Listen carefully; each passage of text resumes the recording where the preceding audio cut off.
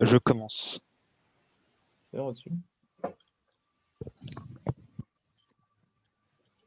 Tu me dis quand on est bon, et puis on y va. C'est bon, on commence.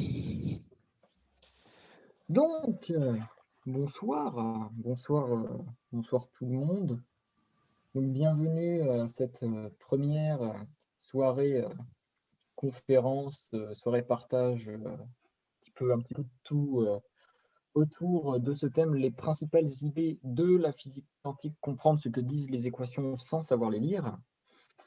Donc, très rapidement, avant de commencer, on va se présenter avec Redouane. Donc, me concernant, je m'appelle Lucas Perron, j'ai 17 ans, je suis étudiant en première année de licence de physique à l'Université Toulouse 3 Paul Sabatier, option mathématiques. Et puis, voilà, à l'avenir, j'ai pour ambition de devenir physicien des particules. Ça me paraît déjà pas mal, Redouane. Eh bien, moi, c'est Bekado Redwen. Je suis en 1 physique, parcours physique option maths. Je suis à l'UPS InSpace et j'ai rencontré là-bas Célia, Frédéric Jalabert et Lucas. Et moi, je souhaite devenir astrophysicien et j'aime bien partager des idées de la physique. Et c'est pour ça que je suis là aujourd'hui. Donc, rapidement, donc, de quoi va parler cette soirée? Donc, on va commencer par vous introduire un petit peu le sujet de la physique quantique et de la mécanique quantique d'un point de vue historique et physique. Suite à quoi, nous parlerons donc des principales idées. Donc, on en a sélectionné 6, à savoir la quantification, la dualité au corpuscule et la superposition d'états que je vous présenterai, et la réduction du paquet d'ondes, le principe d'indétermination de Heisenberg et l'effet tunnel que Redouane vous présentera. Suite à quoi nous conclurons et finirons par un petit question-réponse. Donc, pour commencer avec le commencement, j'ai envie de dire, donc avec l'introduction, la grande question à laquelle je vais essayer de répondre, c'est pourquoi est-ce qu'on en est venu à parler de physique quantique? Donc d'abord, ce qu'il faut comprendre, c'est que la physique quantique, elle s'est imposée. C'est-à-dire que ce n'est pas quelque chose qui a émergé des mains d'un théoricien, c'est quelque chose qui s'est imposé avec le temps. Il a fallu créer la mécanique quantique. Pourquoi? Si on remonte un petit peu dans le temps, on va remonter un petit peu loin dans le temps jusqu'à Newton. Donc pour Newton, il faut noter que la lumière était composée de corpuscules. Newton pensait que la lumière était composée de corpuscules. C'est quoi un corpuscule? C'est une particule, c'est un micrograin. Donc Newton pensait que la lumière était composée de corpuscules et cette idée s'est plus ou moins propagée aux physiciens de l'époque, aux scientifiques de l'époque. Pourquoi? Parce que quand Newton dit quelque chose, Newton était un tel génie qu'on ne contredit pas Newton, on l'écoute et ce qu'il dit est du pain béni. Donc, les scientifiques de l'époque étaient d'accord avec lui pour affirmer que la lumière était corpusculaire.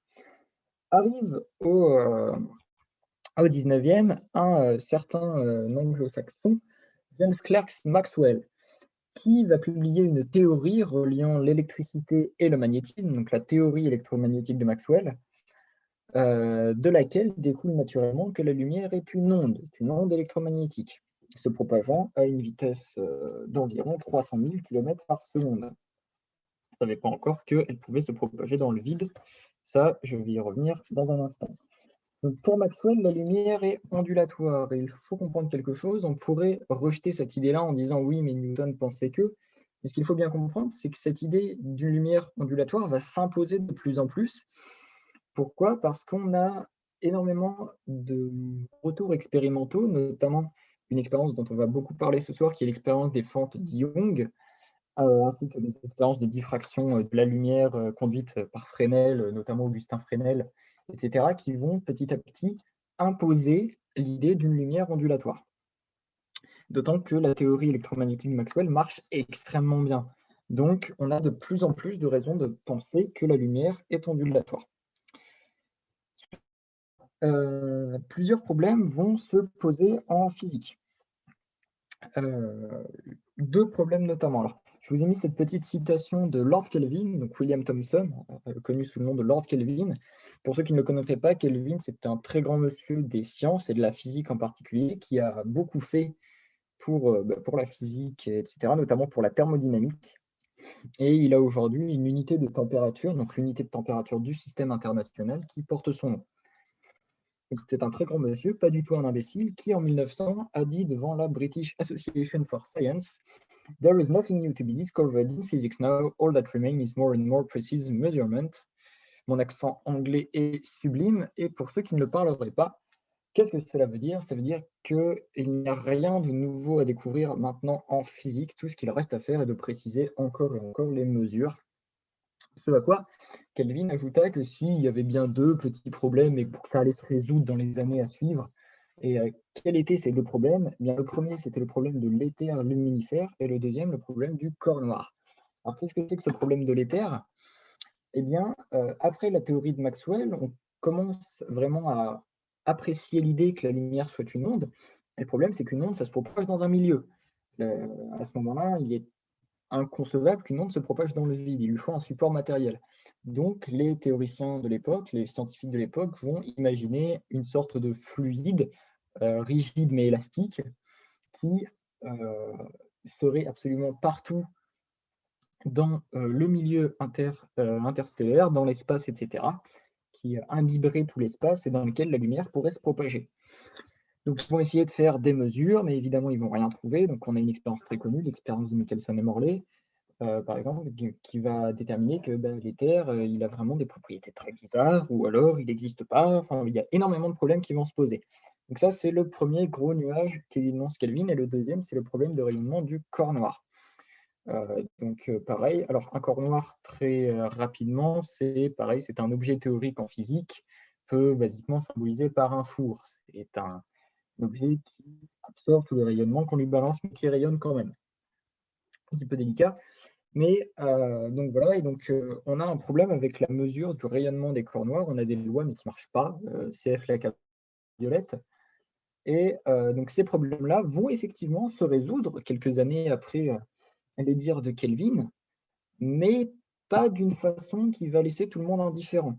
En effet, le problème de l'éther, il sera résolu en 1915 par Albert Einstein, qui va tout simplement dire l'éther, ça n'existe pas, c'est de la caille, et qui va le démontrer en publiant sa théorie de la relativité générale et de la relativité restreinte, donc restreinte en 1905 et générale en 1915. Donc, qui va expliquer, qui va corriger les théories de Newton de la gravitation et qui va expliquer comment est-ce que la lumière peut faire pour se propager dans le vide.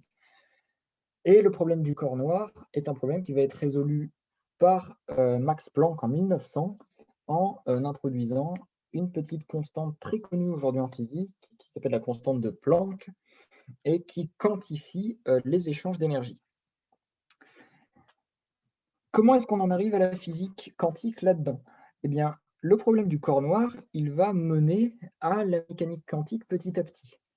Comment? Eh bien, un jeune garçon qui travaille à l'Office des brevets de Berne en 1905, dont j'ai déjà parlé, et qui est Albert Einstein, va publier 4 articles en 1905, donc un sur la relativité restreinte dont j'ai parlé juste avant, et un autre sur l'effet de seuil de l'effet photoélectrique. Il va publier un article qui explique cet effet de seuil en expliquant que les échanges de lumière sont quantifiés, que la lumière est quantifiée. Qu'est-ce que ça veut dire la lumière est quantifiée? Ça veut dire que la lumière est faite de particules. Il va expliquer ça. L'article d'Einstein est absolument brillant. Il aura un prix Nobel pour ça dans les années 1920. Et donc là, il y a un souci qui va se poser, en plus de plein de soucis expérimentaux. Le souci qui se pose, c'est qu'on a Maxwell qui nous dit la lumière est une onde et ça marche très très bien, et Einstein qui nous dit la lumière est une particule et ça marche très très bien aussi. Donc on commence à vraiment sentir qu'il y a des bizarres qui se passent à cette échelle et qu'il va falloir songer à y penser un petit peu plus en profondeur. D'autant qu'il y a bon nombre de phénomènes qu'on observe et qu'on ne sait pas expliquer à cette époque, comme par exemple le spectre d'émission de l'hydrogène ou une expérience dont on parlera qui est l'expérience de Stern et Gerlach. Donc on en arrive à la physique quantique qui est développée dans les années 1920. Un des articles fondateurs de la physique quantique est publié en 1925, pour vous donner une idée. Donc on en arrive à la physique quantique et les principales idées. Donc, La première idée dont je vais vous parler, c'est l'idée de quantification. Pourquoi? Parce qu'il est intéressant de se demander pourquoi est-ce que la physique quantique s'appelle la physique quantique. Donc, qu'est-ce que ça nous dit la quantification? Et je vais prendre une analogie histoire de commencer à expliquer mon propos. Si vous prenez un ballon de foot, que vous tapez dedans pour l'envoyer en l'air, à chaque instant du temps, à partir du moment où vous lui avez donné un coup de pied pour qu'il s'envole, vous pourrez tout à fait décrire sa position, sa vitesse, sa masse, son énergie de façon continue, même sa trajectoire, pardon, tout de façon continue et bien suivi, on va dire. Il n'y aura pas de trou, si vous voulez.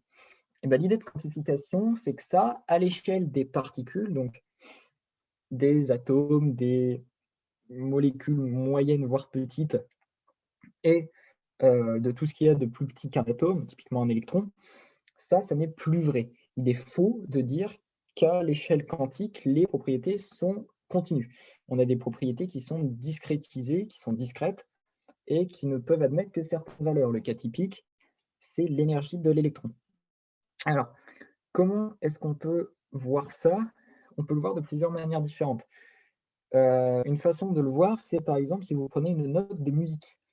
Sur une guitare, typiquement, si vous faites osciller une corde, si vous jouez, vous grattez une de vos cordes, vous allez avoir une note de musique qui va être composée de plein d'harmoniques, etc. Mais il va y avoir avant tout une fréquence fondamentale. Votre corde, elle ne peut vibrer que selon certaines fondamentales, par-dessus lesquelles vont se rajouter les harmoniques, etc. Mais il y aura toujours une idée de quantification, entre guillemets, dans la musique, au sens où votre note, au départ, c'est des fréquences bien précises. C'est un petit peu la même idée. Je vous propose de voir une petite animation qui a été réalisée par Julien Bobroff et son équipe, et qui provient du site Tout est quantifié, qui explique bien cette idée. On va baisser un peu le son. Voilà. Donc là, ce qu'on va faire, c'est qu'on va mettre un objet quantique dans une boîte, typiquement, par exemple, un électron. On voit qu'il se comporte comme une onde et qu'il peut prendre que certaines formes. Le fait qu'il se comporte comme une onde, on va y revenir. Mais vous voyez que cette onde, elle peut prendre que certaines formes, un peu comme notre corde de guitare de tout à l'heure. Et donc ça, comment est-ce qu'on va l'interpréter? Eh bien, on va dire que chaque forme, entre guillemets, va correspondre à un niveau d'énergie. Par exemple, dans le cas d'un électron autour d'un noyau d'atome. C'est ce qu'on appellera les orbitales électroniques. Voilà. Là, vous voyez, à chaque forme, entre guillemets, de l'onde est associé un niveau d'énergie de plus en plus haut. Et donc, c'est par palier discontinu, on dira que l'énergie est quantifiée. D'un point de vue mathématique, d'où est-ce que ça vient, cette quantification? Ça vient de la présence dans les équations de la constante de Planck dont j'ai parlé. Alors, la constante de Planck, c'est une constante très faible, qui est de l'ordre de, comme vous le voyez, 10 puissance moins 34, c'est-à-dire un 0 avec 34 zéros derrière, puis un nombre. Donc, c'est vraiment très faible, et qui est en joules par seconde, donc qui, si vous voulez, donne la taille des plus petites interactions possibles. On peut par exemple en déduire la plus petite masse possible, la plus petite unité de temps possible, etc. etc.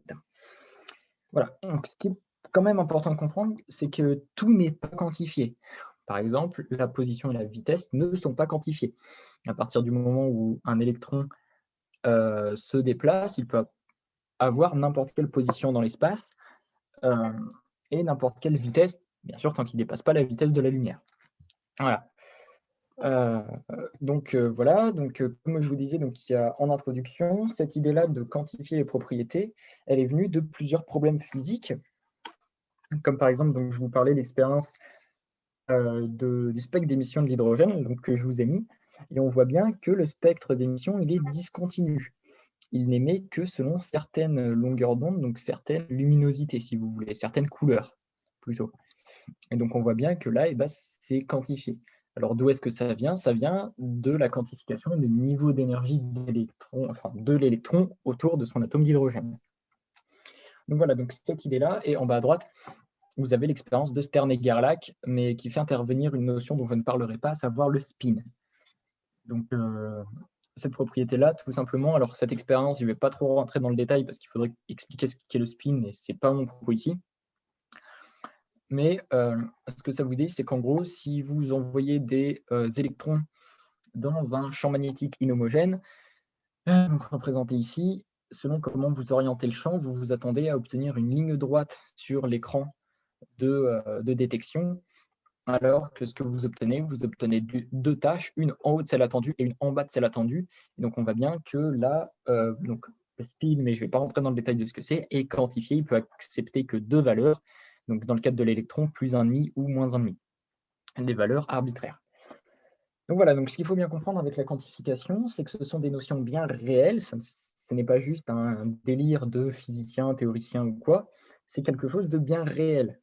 Et c'est surtout, même si c'est une idée qui peut choquer à première vue, parce qu'à notre échelle, tout est continu et ces idées-là n'interviennent pas. Je rappelle que la constante de Planck est de l'ordre de 10-34. Donc évidemment, à notre échelle, ça n'intervient pas. On n'en a même pas conscience. Mais cette idée-là, c'est la seule façon d'expliquer les phénomènes quantiques et ce qu'on peut en observer à l'échelle macroscopique, comme par exemple l'expérience de Stirling-Gerlach ou le spectre d'émission de l'hydrogène. Voilà. Donc ça, c'était pour la quantification. Maintenant, on va aborder un gros morceau, à savoir la dualité onde-corpuscule, qui est une idée très dérangeante en physique quantique. Une idée qui est très dérangeante parce qu'elle est très contre-intuitive et elle met vraiment à mal notre intuition physique et notre sens physique habituel nécessaire, et donc je vais en parler. Comment est-ce que je peux vous introduire ça? Donc, déjà, avant de vous parler de la dualité onde-corpuscule, il faut que je fasse un petit point sur qu'est-ce que c'est un corpuscule, qu'est-ce que c'est une onde. Ce qu'on appelle un corpuscule, c'est une particule, c'est un objet ponctuel. Alors, basiquement, pour l'exemple, on va prendre une balle de tennis. Une balle de tennis, on va considérer que c'est un corpuscule. C'est un corpuscule, pourquoi? Parce que c'est ponctuel. C'est quelque chose qu'on peut décrire comme un point, si vous voulez. Même si c'est gros, mais on va faire l'hypothèse qu'on peut le décrire comme un point. Alors, un corpuscule, comment est-ce qu'on peut reconnaître que ça en est un? Mais on va faire un petit dispositif expérimental dont on va beaucoup reparler, je vous ai dit. C'est un dispositif des fentes Young. Donc, on va prendre, si vous voulez, un canon à balle de tennis, ici. On va mettre une planche qu'on va percer de 2 trous et un écran de détection derrière, ici. Qu'est-ce qui se passe si j'envoie des balles de tennis à travers? Les balles de tennis vont passer, donc vont quitter le canon, et alors là, plusieurs possibilités. Soit la balle de tennis part complètement hachtaille, auquel cas, on s'en fout. Soit elle tape sur l'écran, mais pas à travers un trou, donc elle tape sur l'écran et elle nous revient dans la tronche, auquel cas, on s'en fout.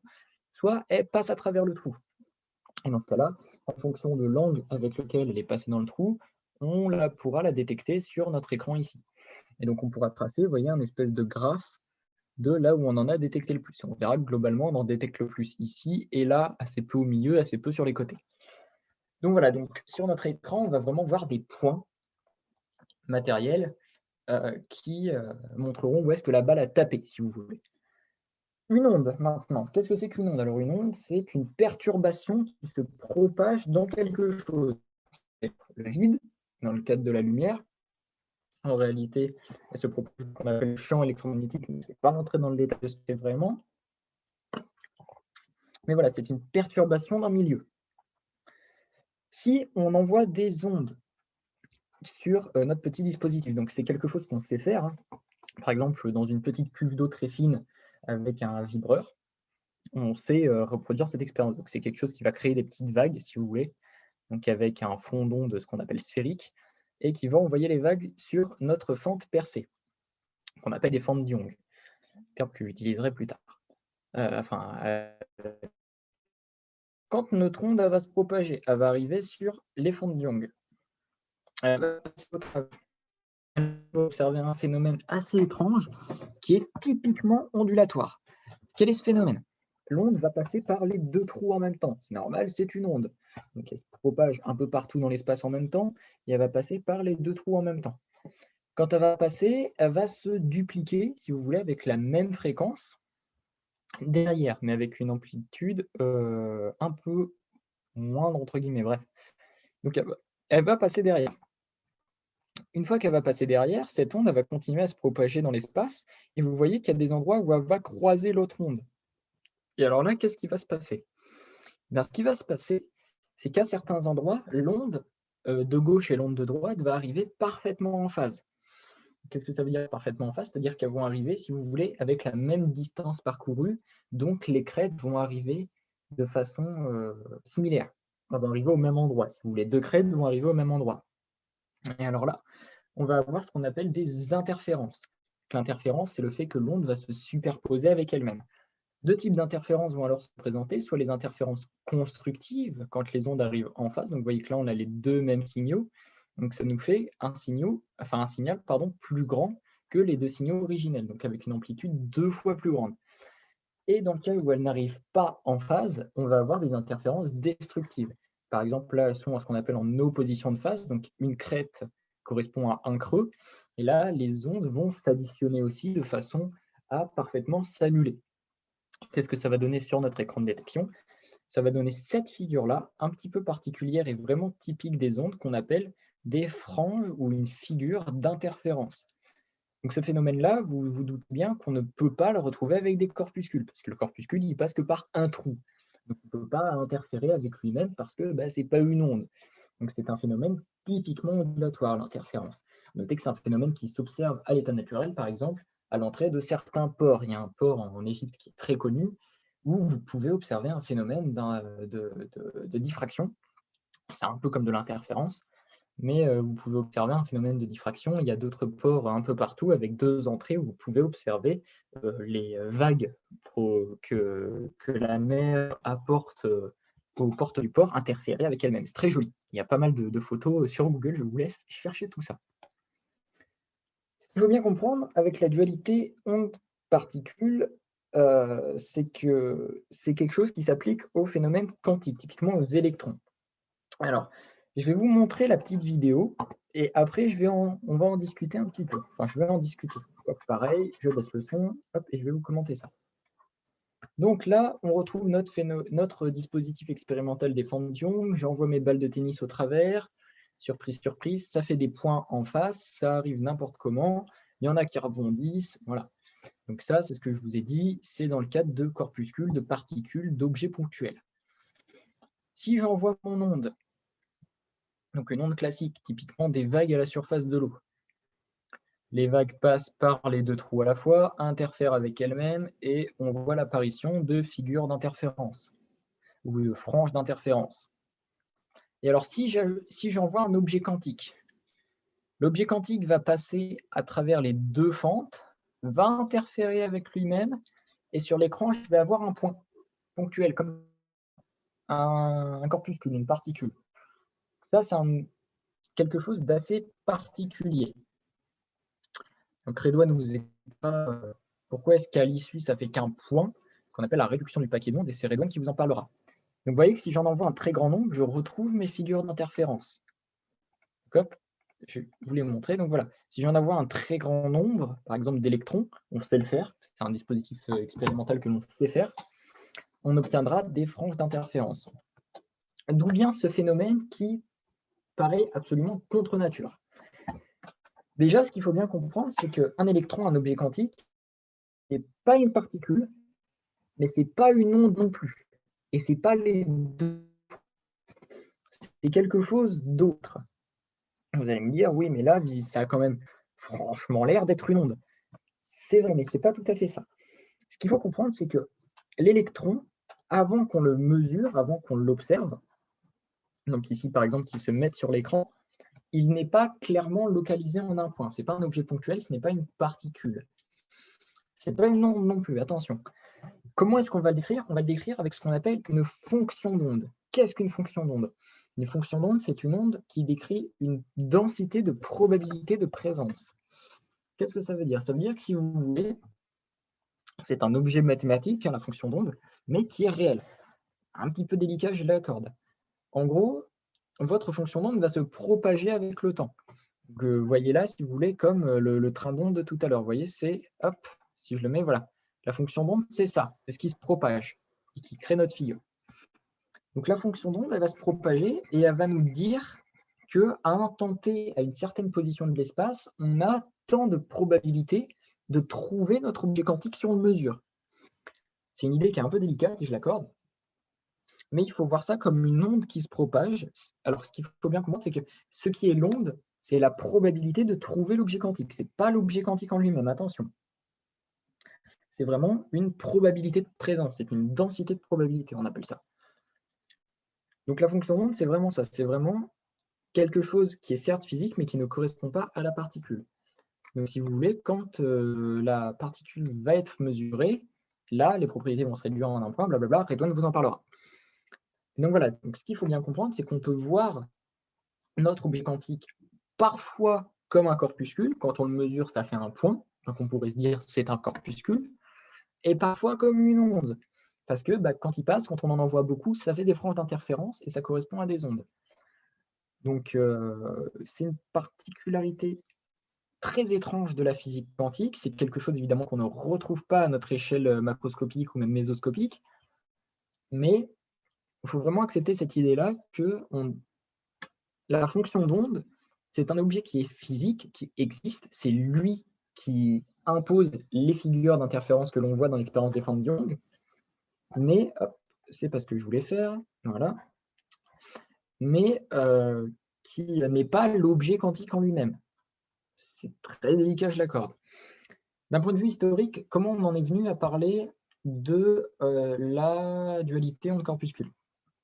Comme je vous ai dit, comme je vous ai expliqué, je ne vais pas revenir dessus. On a d'un côté, au départ, avec la lumière, Maxwell qui nous dit la lumière c'est une onde, Fresnel et Young qui hochent très fort de la tête, et de l'autre côté, Einstein qui dit oui, mais si on veut expliquer l'effet de seuil de l'effet photoélectrique, il faut que la lumière, ce soit des particules. Et Newton derrière qui hoche très fort la tête parce qu'il est content. Donc là, on a un premier dilemme, parce que les deux représentations marchent très bien, mais ne marchent pas ensemble, si vous voulez.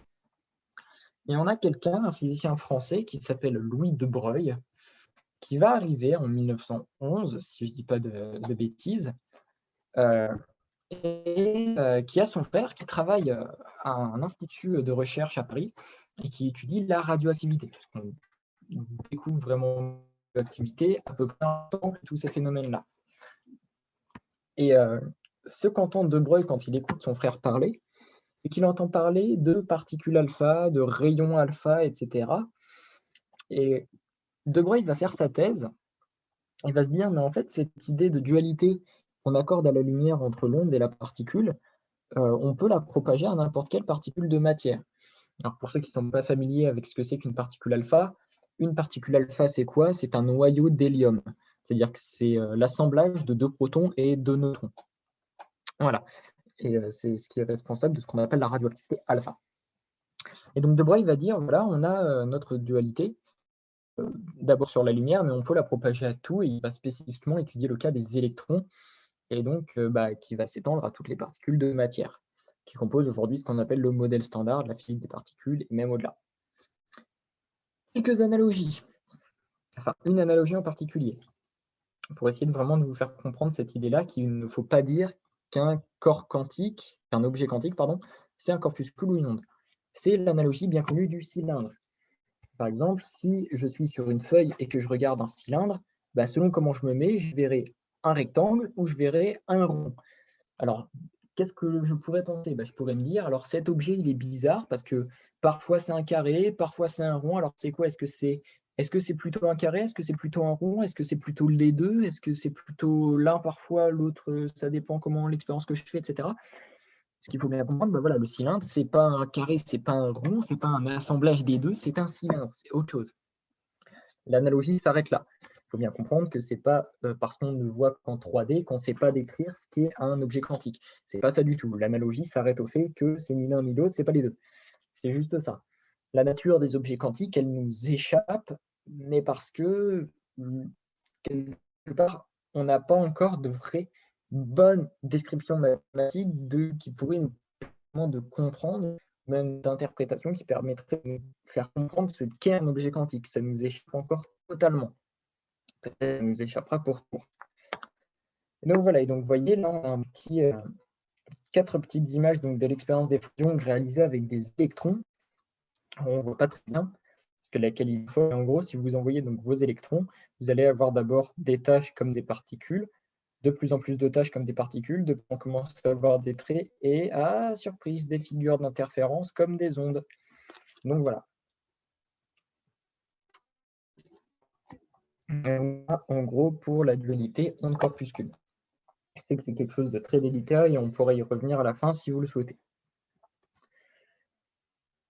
Passons à quelque chose d'autre qui est aussi un gros morceau, la superposition d'états quantiques. Et alors ça, combiné à la dualité en corpuscule, et 80% des gens estiment que c'est magique, que c'est l'œuvre de Dieu sur Terre, et vous sortiront tout un tas d'âneries parce qu'ils ne comprennent pas ces phénomènes-là.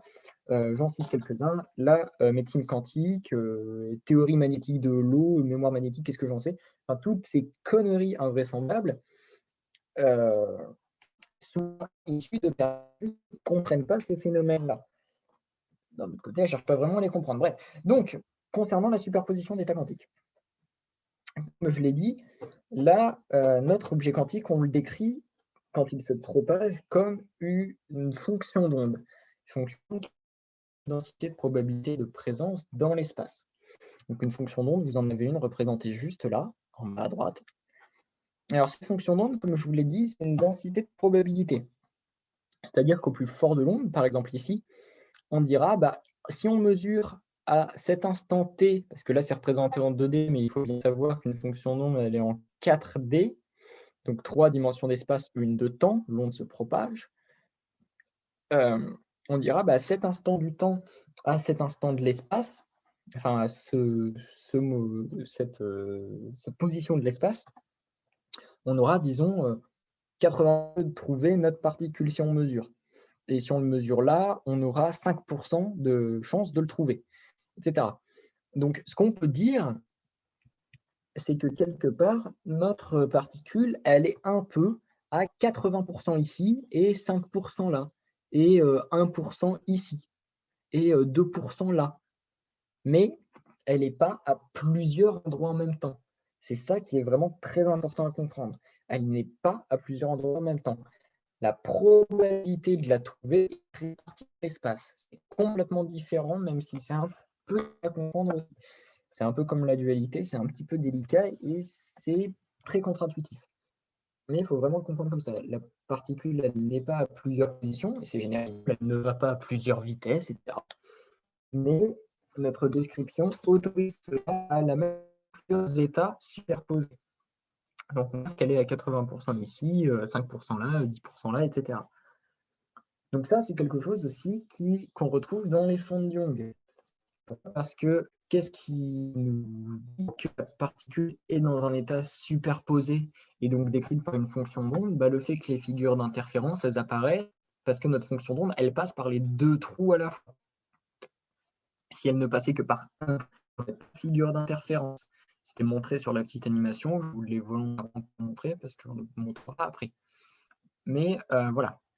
Donc une façon de les différences entre A et A plus B au carré. Alors, qu'est-ce que je veux dire par là?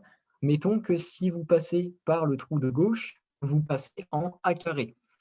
Et si vous passez par le trou de droite, vous passez en B carré. J'envoie plein de particules, donc de corpuscules, dans mes fentes de Young, et ils passent soit en A carré, soit en B carré. Donc, la probabilité de les trouver là-bas, on peut dire que c'est un peu A carré plus B carré. Soit ils passent à gauche, soit ils passent à droite. Soit c'est la probabilité qu'il soit passé à gauche et la probabilité qu'il soit passé à droite. A carré plus B carré.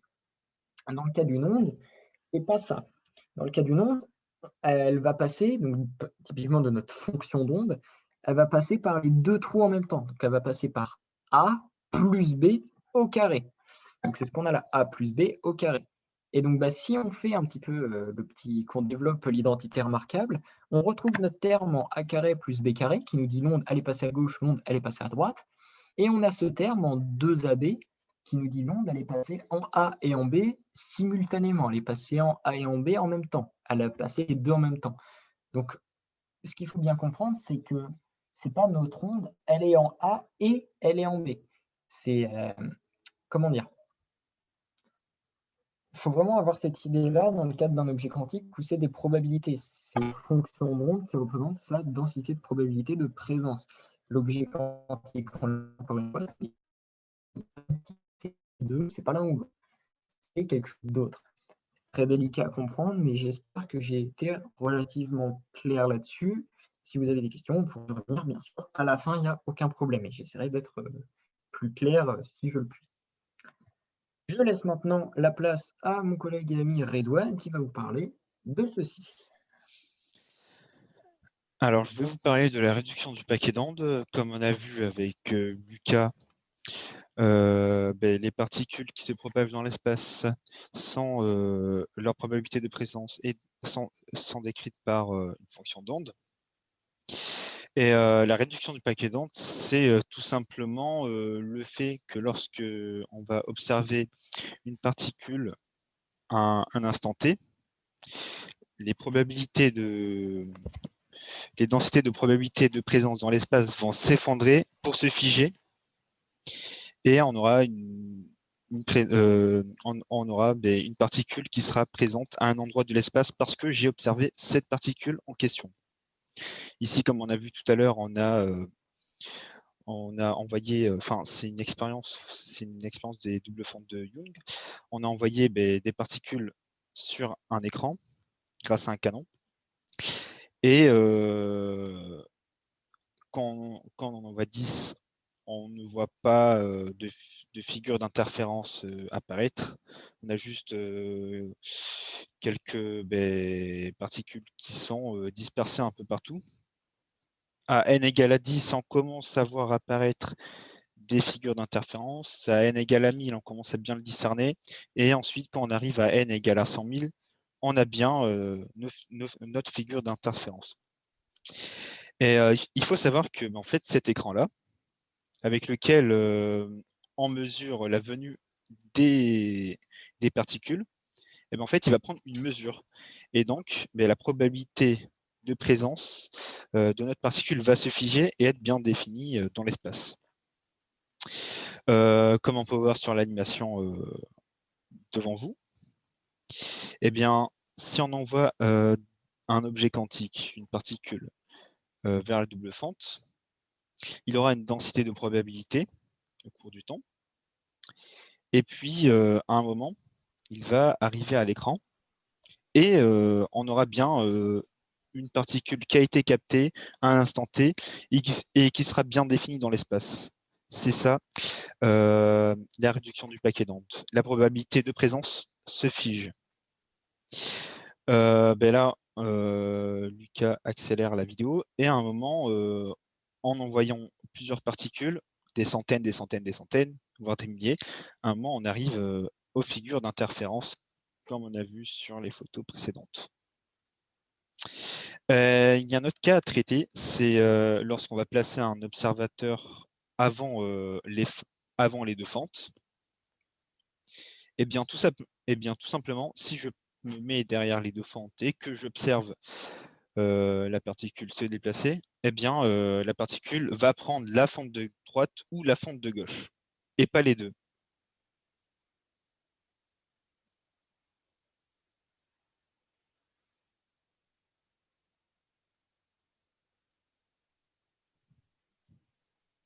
Maintenant, on peut passer à la diapo suivante.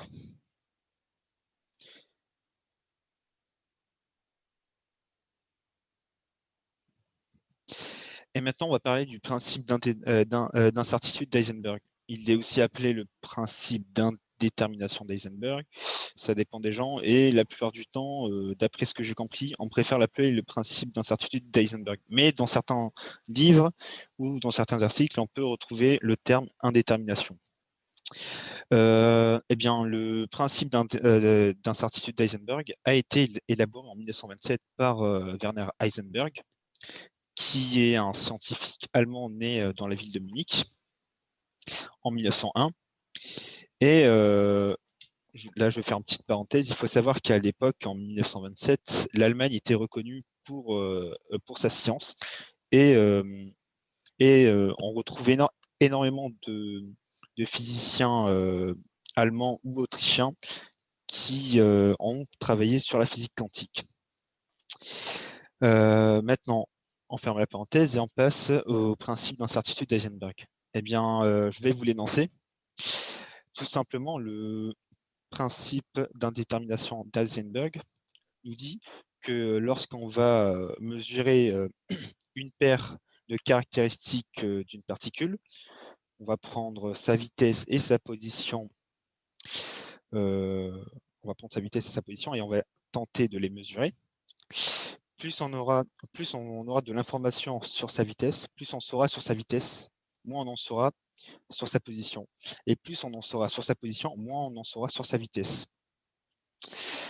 Et bien, le principe d'incertitude d'Heisenberg s'observe à partir de l'échelle 10 puissance moins 10 vers des échelles 10 puissance moins 30.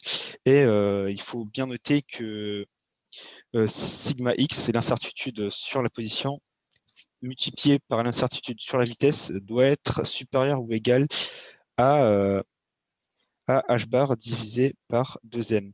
H bar, en fait, c'est la constante de Planck divisée par 2pi. Et l'échelle de grandeur de h bar est environ 10 puissance moins 34. Donc, on a vraiment une échelle très petite. Je vais vous faire une petite analogie pour bien avoir en tête le principe d'incertitude d'Heisenberg. On prend, dans un premier cas, une vague isolée sur un plan d'eau. D'accord? Et maintenant, on va essayer de connaître sa position dans l'espace. Eh bien, ça sera relativement facile, même très facile de le savoir. Mais par contre, si on essaie de déterminer sa longueur d'onde, on ne pourra tout simplement pas, ou on le fera avec beaucoup de difficultés, parce qu'il n'y a pas d'autres vagues qui se trouvent à intervalles réguliers pour déterminer la longueur d'onde des vagues. Puis, je me place dans le second cas.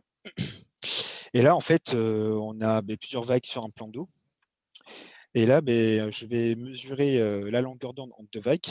Ce sera très facile de le faire parce que on a bien plusieurs vagues qui sont espacées à intervalles de temps, à intervalles d'espace réguliers. Et, et du coup, on pourra facilement déterminer la longueur d'onde des vagues. Mais par contre, si j'essaie de connaître la position des vagues sur le plan d'eau, j'aurai énormément de difficultés, voire même ce sera impossible de connaître les positions de toutes les vagues à la fois. Maintenant, on va passer à la prochaine diapo qui est sur l'effet tunnel. Eh bien, on va commencer par un cas de mécanique classique, un cas très simple. Eh bien, on va prendre une...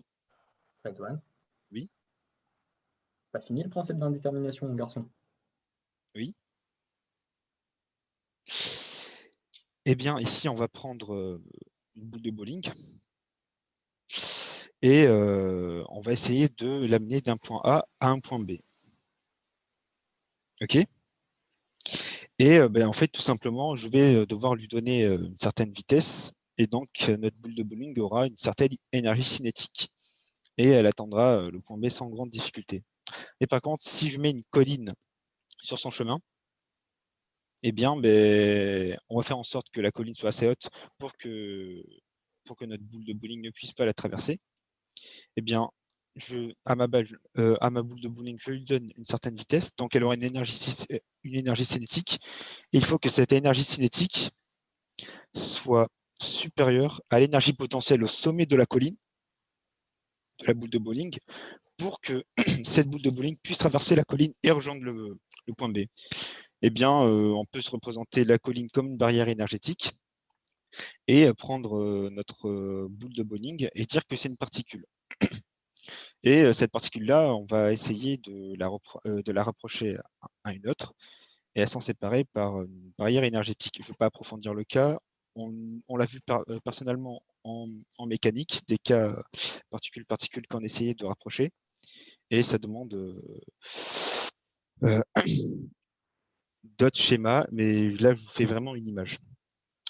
Et du coup, en fait, c'est qu'en laboratoire, enfin, en temps normal, d'après la mécanique classique, la mécanique newtonienne, si j'envoie ma particule pour traverser la barrière énergétique, eh bien, il faudra une énergie cinétique suffisante pour traverser la barrière énergétique. Mais en mécanique quantique, par expérimentation, on a remarqué que certaines particules traversaient, voire ignorer cette barrière énergétique comme si elle n'existait pas. Eh bien, ben, ça s'explique simplement par le fait que qu'on a, une fonction d'onde pour cette particule qui est un objet quantique. Et donc, ben, cette particule aura une certaine probabilité de se retrouver derrière cette barrière énergétique, même si cette barrière énergétique interfère avec notre fonction d'onde. Et je voudrais revenir sur le principe d'indétermination d'Heisenberg après avoir fini sur l'effet tunnel.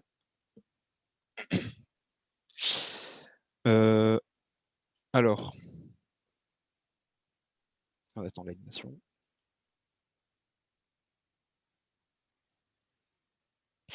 Alors en fait, j'ai oublié une partie sur les transformés de Fourier. Ne vous inquiétez pas, je ne vais pas en parler en profondeur, je n'ai pas de niveau mathématique, mais c'est juste histoire d'avoir une représentation. Eh bien, en fait, on a une fonction d'onde qui décrit notre position. Bien, si on lui applique une transformée de Fourier, on aura donc la fréquence. Et on aura une répartition fréquentielle. Et ensuite, diapo suivante.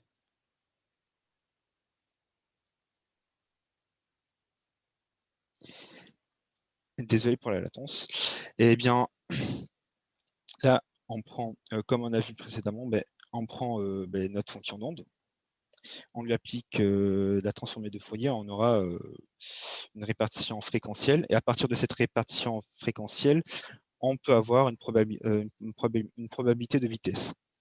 Et de l'autre côté, d'après la position, on peut aussi avoir une probabilité de position. Eh bien, comme on a vu avec le principe d'indétermination d'Heisenberg, eh bien, dans le premier cas, on a une fonction d'onde qui est compacte, d'accord? Et si on l'applique une transformée de Fourier, on aura donc une répartition fréquentielle étalée qui correspond à une probabilité de vitesse étalée. Mais par contre, sur la probabilité de présence, on sera sur quelque chose qui sera plutôt compact. Ensuite, si on prend une fonction d'onde qui est étalée, comme on voit dans le schéma de droite, et qu'on lui applique une transformée de Fourier, on aura une répartition fréquentielle très compacte, et donc énormément de précision sur la vitesse et très peu de précision sur la position. Eh bien, ces transformés de Fourier montrent bien le principe d'indétermination d'Heisenberg. Maintenant, on va revenir sur l'effet tunnel.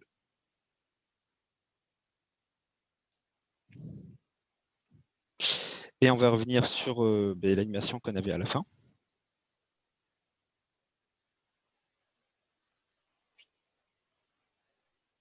Eh bien ici, on a un canon à objet quantique, on envoie des particules sur un mur. Eh bien, on voit que ces particules-là rebondissent. Eh bien, plus l'épaisseur de la barrière de la barrière sera petite, plus on aura une probabilité que la particule traverse le mur.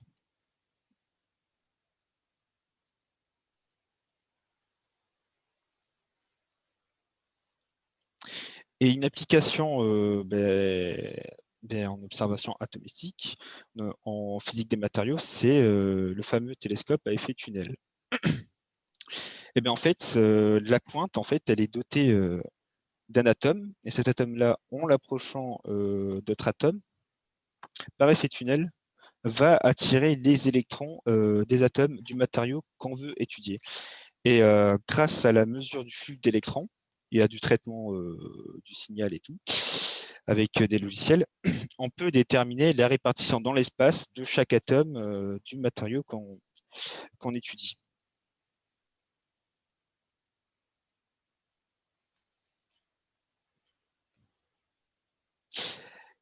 Et maintenant, on va passer aux conclusions. Donc,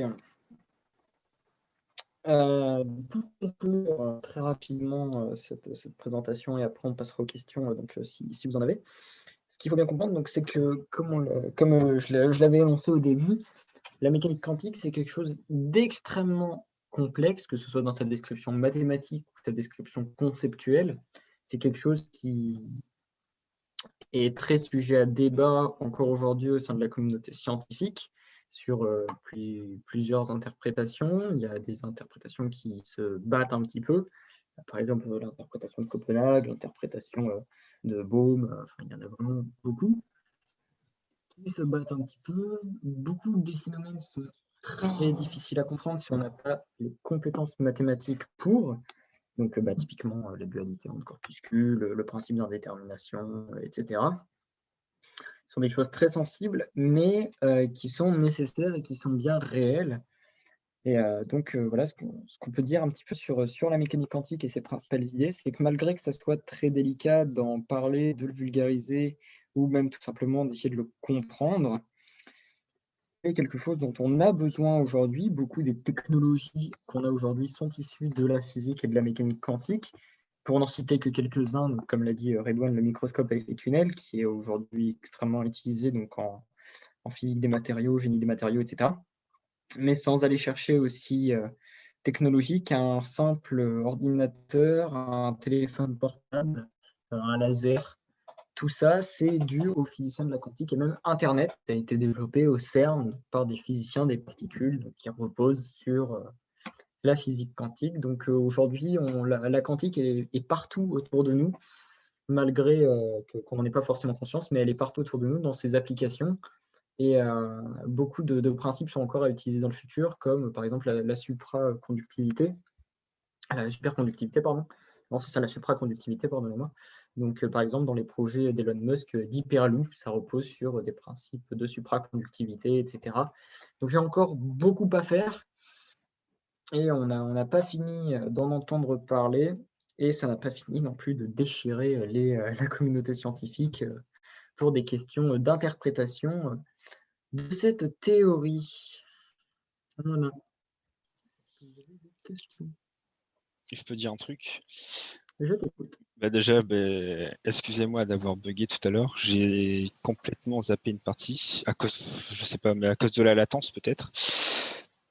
C'était pas venu directement devant moi et je pensais que qu'on allait enchaîner directement sur le principe d'incertitude, qu'on allait directement enchaîner sur l'effet tunnel, pardon. Je sais que j'ai pas été clair à cause de ça. Du coup, si vous avez des questions dessus, je les attends. Et si vous avez compris malgré le problème, eh bien tant mieux. Oui, Frédéric. Et moi, j'ai pas vraiment saisi ce qu'était le fait tunnel en fait. L'effet tunnel? Ouais. Ok. Eh bien, en fait, mais par l'expérimentation,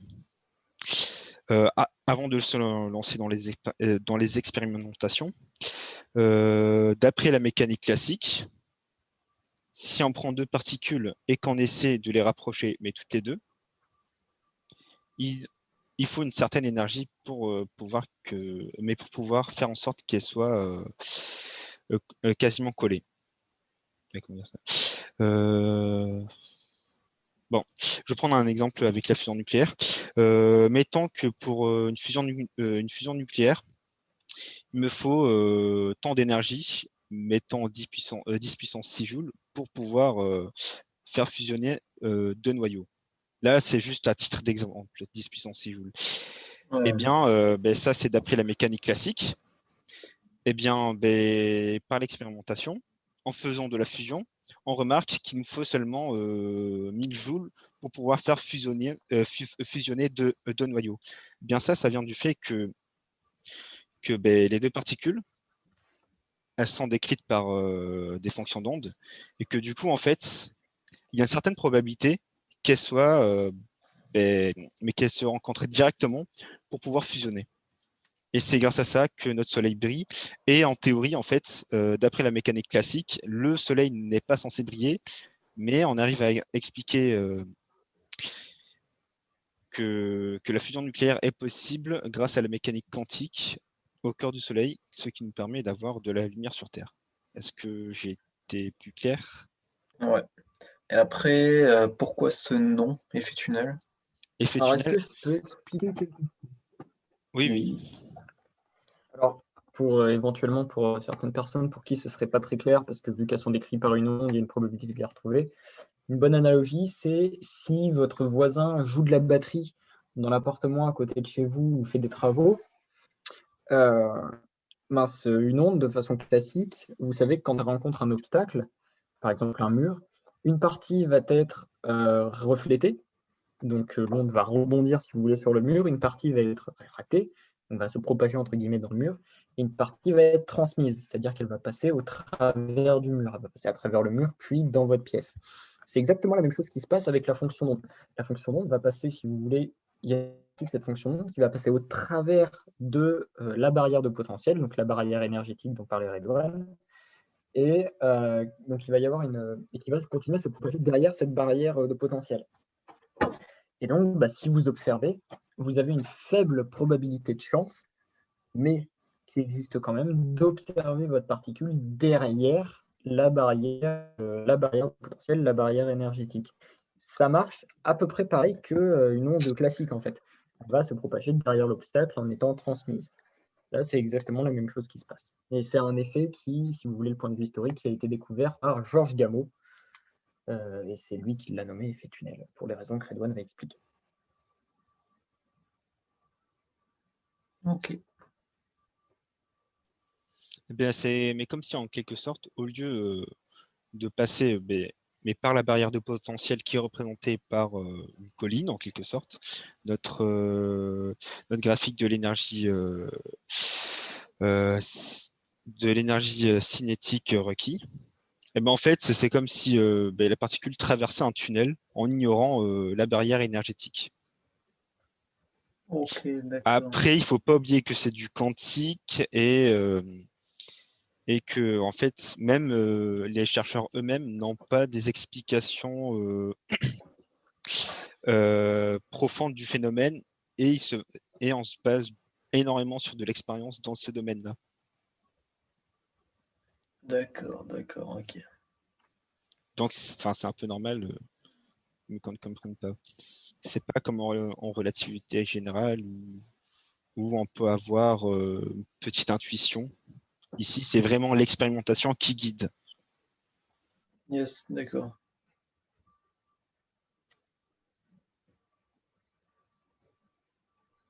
Je suis en train de regarder le chat et on a Ulysse Lafito qui nous dit s'il y a deux noms à l'incertitude d'Heisenberg, c'est pour éviter de penser que les expériences qui en sont à l'origine, car l'incertitude fait penser à ça. Exactement. C'est exactement ça. C'est pour ça qu'on préférera utiliser le terme de principe d'indétermination pour bien faire comprendre que ce n'est pas un problème de précision de la mesure des appareils de mesure. C'est-à-dire que si on reprend, si je reprends la diapo, donc ici, là, on a donc sigma x fois sigma v supérieur ou égal à h bar sur 2m. Ce qu'il faut bien comprendre, on utilise donc le terme de principe d'indétermination, parce que c'est un indéterminisme inhérent à la mécanique quantique. Ce n'est pas un problème de précision de la mesure de nos appareils, ou que nos appareils seraient trop imprécis pour pouvoir calculer avec une précision arbitraire les propriétés, etc. C'est vraiment quelque chose d'intrinsèque, il faut bien le comprendre, ça. C'est vraiment intrinsèque et que ce n'est pas dû à l'incertitude des appareils de mesure. C'est un indéterminisme inhérent. À savoir que cette propriété-là est tout à fait respectée à toutes les échelles. Si vous faites des TP au lycée avec un TP de mécanique comme on a pu le faire en début d'année ou à l'université, j'entends, donc ça va parler pour ceux qui sont en L1 ici. Donc un TP de méca où en gros vous prenez un chariot et vous lui accrochez une masse, votre chariot roule sur un rail, il tombe, etc. Vous mesurez sa distance, le temps qu'il a mis à faire. Si vous faites les produits des incertitudes, vous êtes très largement au-dessus de h bar sur 2m, puisque comme l'a dit Redouane, h bar c'est 34. Donc c'est très très très faible. On est toujours très largement au-dessus. Mais là où cet effet va vraiment se manifester, c'est par exemple, pour vous donner un ordre d'idée, aujourd'hui, lorsqu'on mesure la position d'un objet quantique, on est de l'ordre d'une précision de l'ordre de 10-15 mètres. Et quand on mesure sa vitesse, on est de l'ordre de 10 puissance moins 18 mètres. Donc, quand on fait le produit des deux, on se retrouve avec quelque chose de la forme 10 puissance moins 33. Et donc là, on est dans les ordres de grandeur dans lesquels le principe d'indétermination intervient. Et on se retrouve avec vraiment quelque chose de délicat. Ce n'est pas inhérent à nos appareils de mesure. Voilà, c'est ça qui était important de préciser. Y a-t-il d'autres questions? Ouais, moi j'ai une question. Alors déjà, Je t'écoute. avant tout, déjà c'est super, franchement, bravo, c'est super propre. Moi qui suis pas spécialement du milieu, bah, je trouve ça super intéressant et je pense avoir bien compris. Merci. Il y a juste quelques précisions par rapport au... Alors je vais très mal m'exprimer. Le phénomène qui fait que à la fin on ne détecte plus qu'une seule particule là. La J'ai perdu le réduction du mot. paquet d'ondes. Ouais, voilà, c'est ça exactement. Alors, il faut que je précise un petit peu. Ouais, j'ai pas cerné le truc. Alors, Ouais. en gros, si tu veux, donc, tu vas avoir ta fonction d'onde, par exemple dans le cas des fonds de Young, qui va se propager à travers l'espace. Ok. Donc ta fonction d'onde passe à travers l'écran, elle arrive sur l'écran. Au moment d'arriver, on voit ici sur la petite animation, hop, c'est toi. C'est ce qu'on voit sur la petite animation. Donc, ta fonction d'onde se propage, passe à travers les deux fentes, elle interfère avec elle-même. Donc, ça, c'est la dualité entre corpuscules. Et hop, quand elle arrive sur l'écran, elle se réduit en un point. Ça, c'est ce qu'on appelle vraiment. Alors, il y a plusieurs noms. On va parler d'effondrement de la fonction d'onde, de réduction du paquet d'onde. Il y a plein de noms, mais qui veulent tous dire la même chose. En gros, ce qui se passe, c'est qu'au moment où tu vas mesurer, tu vas faire interagir par exemple, ton électron avec son environnement.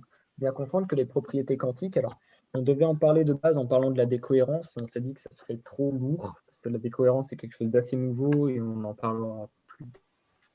Mais par la décohérence, tu vas faire interagir ton objet quantique avec son environnement, le mesurant, tu vas lui supprimer ses propriétés quantiques. C'est des propriétés qui sont très fragiles, et c'est pour ça que les expériences dans le quantique se font à des températures extrêmes, dans de l'ultravide, sans lumière, etc. Parce que c'est très fragile, les propriétés quantiques d'un objet. C'est pour ça qu'on n'en observe pas dans notre quotidien. Donc, Ok. quand tu vas mesurer ton objet quantique, tu vas le faire interagir avec son environnement, et tu vas le forcer à choisir un des états dans lequel il était à la base. Donc, dans cette superposition d'états qui formait sa fonction d'onde. La fonction d'onde, elle est là parce qu'il est dans une superposition d'états. C'est ce dont je parlais juste avant. Donc, forcer à choisir un de ces états-là et à rester sur cet état-là. Et cet état, comment il le choisit? En tirant au... C'est une idée qui choquait beaucoup Einstein. Je pense qu'on en parlera dans peu de temps quand on parlera de paradoxe pair et intrication. Il y a cette idée vraiment de hasard fondamental où il va tirer au hasard parmi tous les états qu'il avait, les probabilités d'état qu'il avait, dans quel état il se met.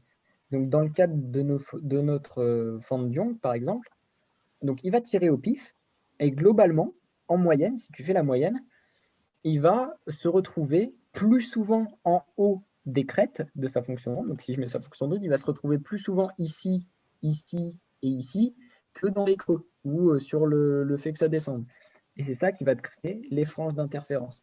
Donc, c'est vraiment cette idée-là que au moment de la mesure, tu vas supprimer ses propriétés, tu vas supprimer sa superposition d'état, tu vas le contraindre à n'être que dans un seul état, à perdre sa superposition. Il va tirer au hasard et il va te dire je suis dans l'état numéro 14 624 000 et je me situe en XY4, Y égale 26 et Z égale moins 4. Ok. Et il va te tirer cet état-là en disant voilà, et toi tu vas pouvoir déterminer par le calcul auparavant en disant on avait 64,3% de chance de le trouver dans cet état-là. Et c'est en répétant plein de fois les mesures, par exemple dans le cas encore une fois de l'expérience de Young, tu vas pouvoir faire apparaître qu'au départ c'était une fonction d'onde parce que en moyenne il va intervenir en haut des franges d'interférence, etc. Voilà. Ce qui est délicat avec la mécanique quantique, c'est qu'un petit peu tout est lié. C'est-à-dire que on peut difficilement comprendre la réduction du paquet d'ondes sans vraiment expliquer bien rigoureusement ce que c'est que la dualité, puis bien rigoureusement ce que c'est que la superposition d'états, etc. C'est pour ça que c'est pas facile non plus à vulgariser, parce que tout est un peu lié entre eux. Il y a la notion donc, de hasard quantique qui fait intervenir celle d'intrication. Tout est très relié. et ça rend les explications assez délicates, mais est-ce que tu Bah, comprends ouais, un je peu mieux pense, l'idée? je pense que je cerne un peu mieux ce que vous voulez dire, ouais. Enfin, le phénomène en tout cas. Ouais. Ok, Merci. bon, tant Le mieux. perturbe dans son environnement lorsque tu l'observes. Exactement, c'est ça. Imagine, Qui le imagine c'est contraint toi à qui es en train interagir de et il perd ses manger. propriétés. Imagine, tu es juste en train de manger, tu te rends compte que quelqu'un t'observe à ta fenêtre, tu vas plus te sentir pareil, quoi.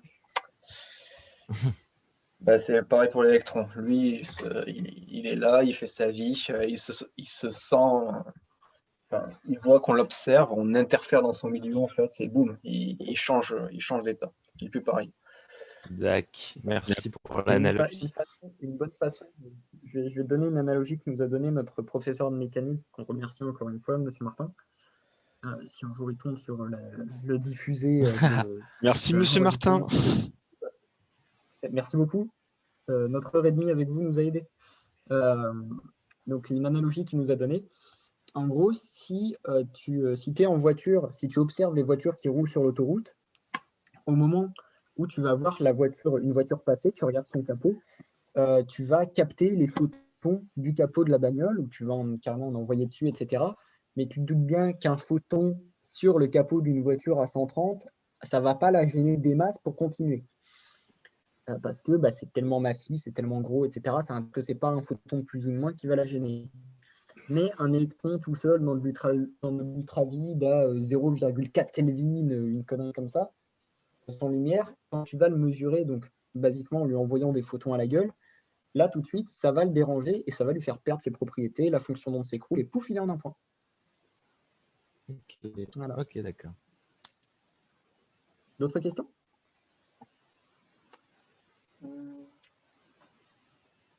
Pour moi, c'est bon. Pareil. En tout cas, c'était un très bon travail, les gars. Ouais, c'était super. Hein.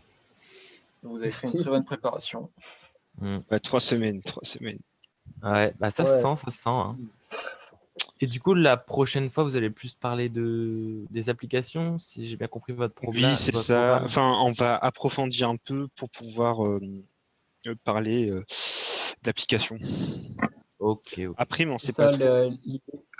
L'idée des prochaines conférences, ça va être d'un peu plus parler des applications. Après, si Redouane, pas de problème, on tous les trois, Redouane, Célia et moi, donc on fera sûrement des conférences, etc. L'idée, c'est on introduisait des idées pour aller jusque, in fine, à l'informatique, puisque c'est un sujet qui nous a été demandé de traiter, c'est la téléportation quantique. On va s'amuser. Là aussi, il va y avoir 2 mois de préparation pour essayer de faire un truc propre. Mais bon, c'est pas grave, ça c'est notre problème. Mais donc voilà, l'idée, ça va être de présenter d'autres concepts, donc notamment l'intrication, le paradoxe EPR, et je pense qu'on va y passer beaucoup de temps. Ouais, mais le paradoxe EPR. 10 levels au-dessus de ça. Alors, l'intrication, j'en suis à 2 pages déjà. Il y a beaucoup de choses à parler. Il y a beaucoup de choses à dire là-dessus. Ça va être très long. Et donc voilà, et donc in fine, ce sera pour parler de l'informatique quantique. Et je sais que de mon côté, en tout cas, je vais préparer une petite présentation qui sera plus courte, je pense, sur les applications modernes de la physique quantique et où est-ce qu'on peut en retrouver. Donc j'en ai déjà parlé vite fait, hein, les ordis, le laser, Internet, mais il y a tellement de choses à dire que je pense que je ferai une petite conférence qui durera pas bien longtemps, peut-être 30-35 minutes max, mais voilà, pour en parler un petit peu. Après, si vous avez des idées, n'hésitez pas, le Discord est là, il sert à ça. Hein. Et pour ceux qui ne sont pas sur le Discord, je vais vous mettre un petit lien. Alors, hop. Oui, Tristan, Yes. vu que tu es le biologiste de la bande, si ça te Bien tente sûr. de préparer un petit truc de biologie. Eh ben moi, je suis chaud. Après, il faut aussi que ce soit un sujet qui vous plaise, vous intéresse. Donc, je sais pas. Quelque chose de société, quelque chose qui vous tiendrait à cœur. En vrai, Après, moi, je suis intéressé par beaucoup de choses.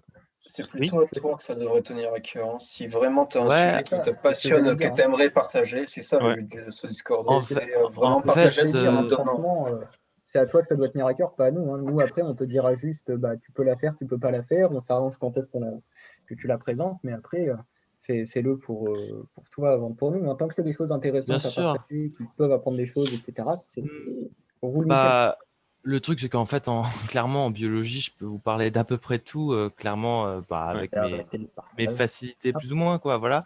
Mais écoutez, je vous ferai peut-être une petite sélection de différents sujets, puis je serai dans le tas un qui vous intéressera un peu plus. On Problème, fera après, ça, si vous voulez. moi, je suis partisan de la démocratie, donc ce sera sûrement soumis à sondage. Ouais, c'est ça. Ouais, Les voilà, gens un voteront. genre de... Voilà. Après, vraiment, Bah, si tu tiens à faire une présentation, pardon, essaie de prendre un sujet qui, en plus de te tenir à cœur, un sujet où tu sais que tu sauras t'exprimer. Parce que Bien la physique sûr. quantique, par exemple, ça, c'est quelque chose de très difficile à vulgariser, comme tu as pu le voir. Oh putain, oui. Bien sûr, bien sûr. Ouais, Oui, j'ai mais vu ça, oui. Mais je pense que la relativité, c'est beaucoup plus facile à vulgariser par Ah rapport à bah, la il y a des physique quantique. sujets beaucoup plus faciles que d'autres, ça c'est Ouais. sûr, hein. Mais ouais, ça peut être intéressant, ouais.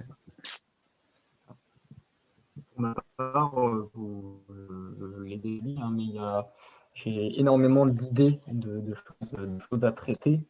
Et croyez-moi, vous n'avez pas fini d'entendre parler de particules, c'est moi qui vous le dis. Ah bah, Ouais. écoute, moi je suis chaud, hein. Notamment un bon truc sur le boson de Higgs que j'ai envie de faire. Ouais, non, mais j'ai hâte de ça, j'ai hâte. Ouais, pareil. Moi aussi. Moi, en projet, j'ai envie de parler de la relativité, comment on est arrivé à la relativité générale, et aussi, et aussi tout ce qui est onde gravitationnelle. Ce serait vraiment intéressant.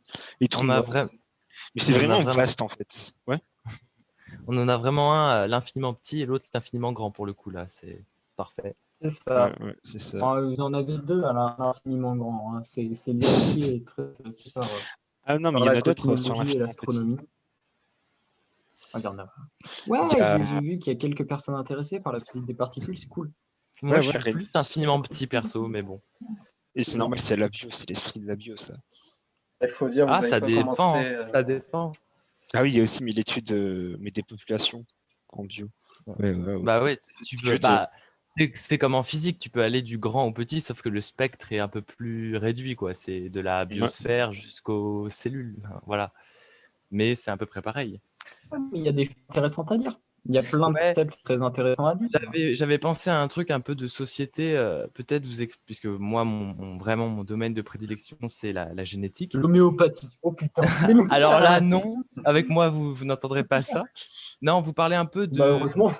peut-être de ce qui se passe concrètement dans les labos de police scientifique, en fait, pour voilà, analyser comment on fait concrètement pour déterminer les liens.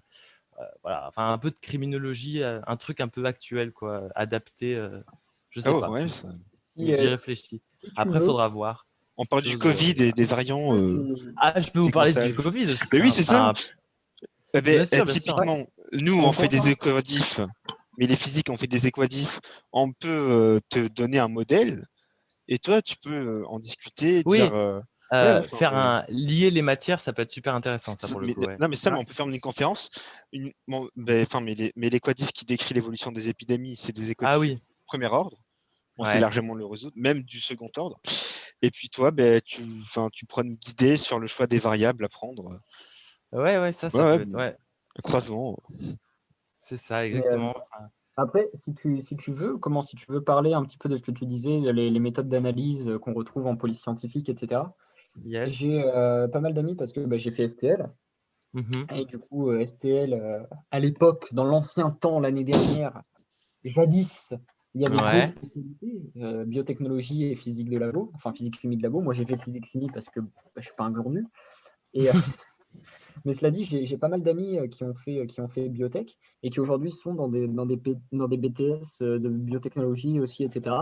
Et, si tu veux, je pourrais t'envoyer leur contact si tu veux Ah parler bah, avec elles des méthodes d'analyse qu'elles peuvent utiliser en biotechnologie, etc. Moi, j'en connais quelques-unes, mais bon, c'était pas moi, je suis mon domaine toujours principal, preneur. quoi. Je suis toujours Mais preneur, même pour simplement discuter, échanger et puis en apprendre davantage. Je suis chaud, hein. si tu veux, je pourrais leur demander et puis, je te redirigerai vers elles. Je D'accord. coupe l'enregistrement ou pas?